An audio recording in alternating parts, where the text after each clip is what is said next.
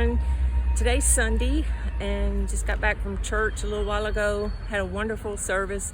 Had a good word from Pastor Lacey, one of our pastors, and we had wonderful worship and the presence of God was there. It was beautiful. I hope y'all can find a church somewhere to go to, get plugged in and have a family. But today I'm in the garden, and I talked to a lot of people today, even at church, that were talking about how their gardens weren't doing good at all, and the heat had just burned them up literally, or either the rains had caused them some problems. So what I want to do is I want to walk around my garden. We're in the almost middle of July, and it's really hot, and we're still having good rains, but I just want to give you all a few tips and maybe a little bit of advice on how to handle your garden in the middle of the summer. Okay, so I'm gonna turn this camera around and show y'all a little tour of my garden. Okay, so hang on just a second.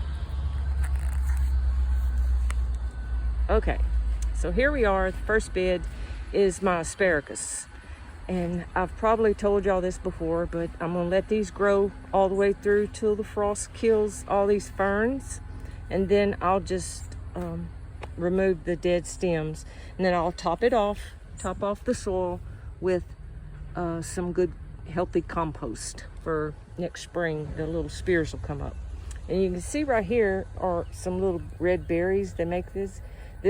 You could plant these, they're the seeds, and you could have some new plants, which I might do, because a couple years ago I only planted 10 roots and we had an okay harvest, but I'm thinking about planting 10 more, so I'll have this whole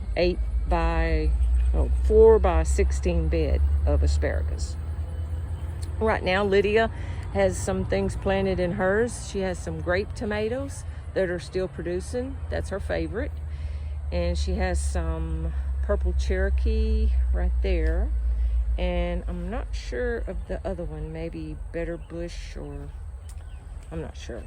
And then she also has a couple of jalapeno peppers that are still hanging in there, and they've been producing really good.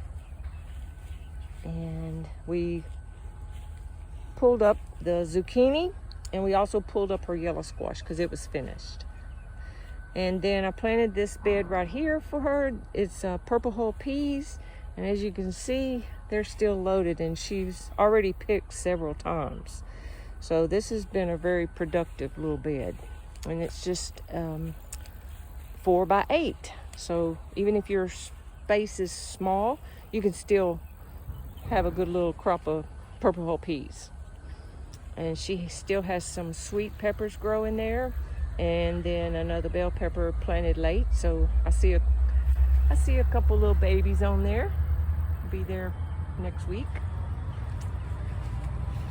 So the next bed, I harvested my potatoes here, and I replanted Henderson Bush lima beans, and they are loaded with blossoms.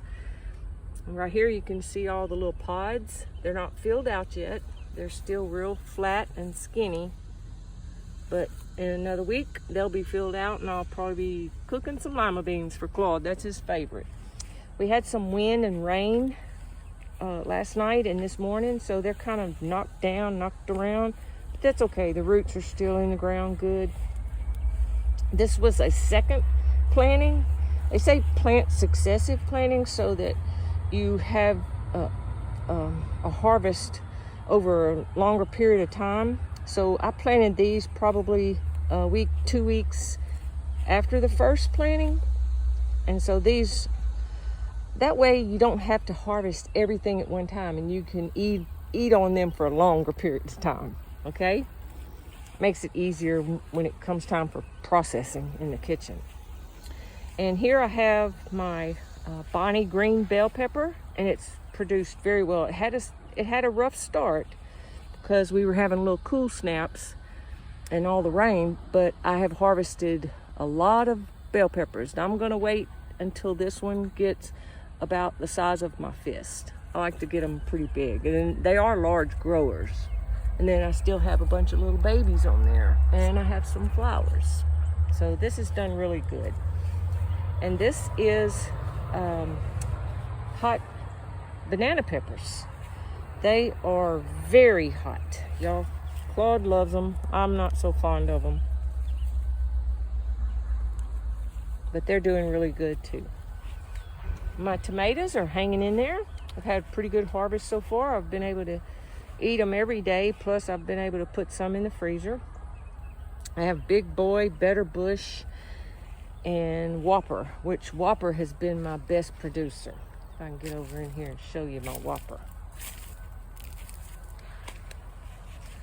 They don't look too pretty. The plant don't look too pretty, but the tomatoes are still doing good. So I'm just gonna leave them be. I'm not gonna sweat all this dead leaves. Keep them watered and fertilized and stay out of the ants, Carolyn.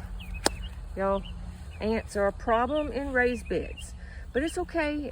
I mean, they don't hurt anything until you step on them.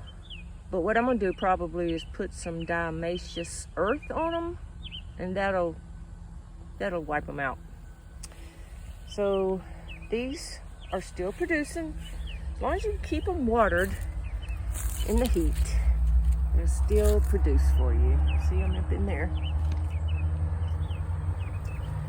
So what I did is I went to Home Depot and I found these tomatoes. I got 4 of these. They're called Heat Master.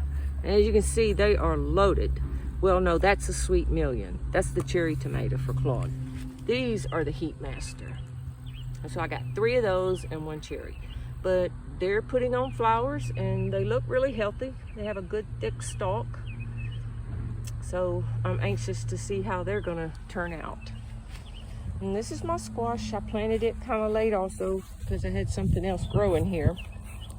And as you can see, it's producing really good. I have a squash in there I need to probably pick this evening, and then I have more blossoms and more babies.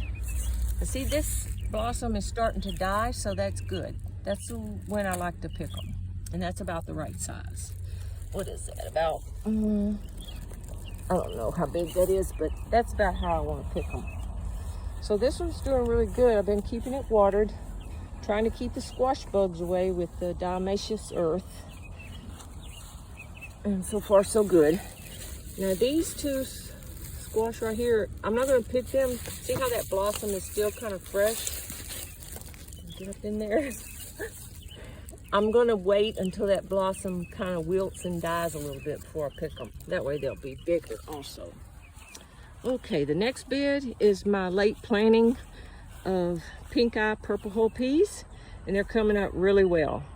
There's no blossoms yet, but they will probably get blossoms within this next week. I planted the seeds in and had a little bed of straw over them, so it kind of helped conserve the moisture and just keep them fertilized. And then the bugs, some bugs you're gonna deal with. You know, you're just gonna have bugs when you have organic. I'm not gonna put a lot of chemicals on these. I may sprinkle some diatomaceous earth on them later on if I'm thinking it's not going to rain again, and that'll kind of help. And of course, this wire cage is to keep the deer away. We have a mama bringing her 2 little babies, 2 little twin fawns. I don't know if she's showing them where we live so they can know where to come get some groceries or not, but all right, here is the Sierra Gold melons. This is my first year to grow this variety, and so far I'm pleased with the way they look. The vines are really healthy. I've got a lot of blossoms, and so far a lot of melons. And I'll wait till the skin, the netting turns kind of yellow, and the flesh in these is a dark gold. So I'm hoping they're gonna be really sweet. I can't wait to eat those. But they're growing really well also.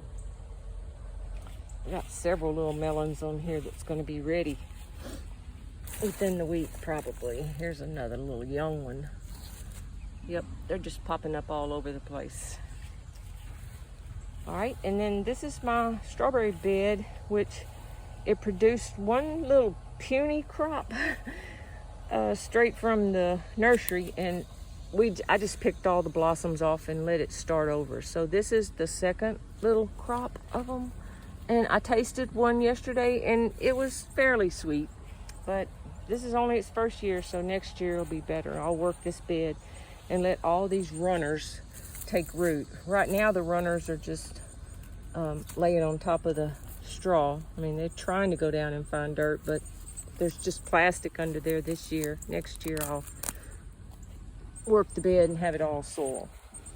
So I hope you learned a little bit of something about how to handle your garden in this heat, because it is so hot. And today what I did is I started digging up a few little seedlings of my periwinkles, transplant them into these little pots. Now they look terrible right now because they're in shock, but I've watered them really good, and I'm gonna go put them in the shade right up underneath the edge of the deck, and tomorrow they'll look better, and then every day it goes by they'll create more roots in the bottom, and I can give them to some friends. So I hope y'all enjoyed this little tour of my garden today, and until next time, God bless y'all.